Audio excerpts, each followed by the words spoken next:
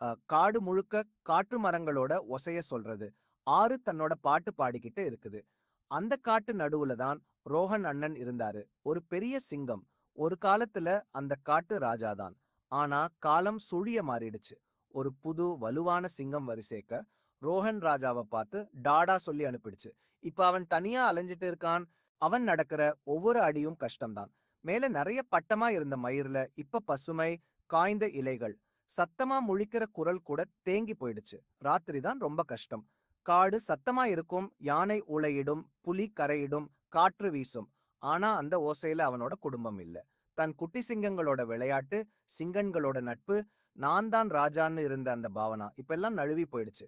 ஒரு மாலைக்குள் சூரியன் மறைஞ்சிட்டே இருக்கும்போது ரோஹன் ஒரு சிறிய மான் பார்த்தான். கால் அடிக்க முடியல, காயத்தோட கிடந்துச்சு. உடனே பாயணும்னு அவனுக்கு தோணுச்சு.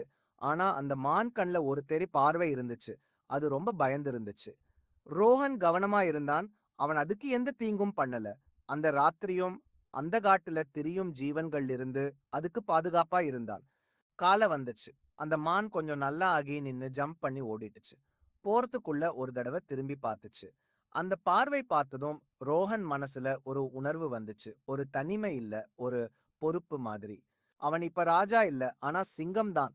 எதுக்கு பயப்படணும்? காடு எப்பவும் அவனோட பேர மறக்காது. அவன் நெஞ்சார மூச்சு விட்டான். அப்புறம் முழிச்சான். கஷ்டத்துக்கான முழிக்கல்ல, கோபத்துக்கான முழிக்கல்ல.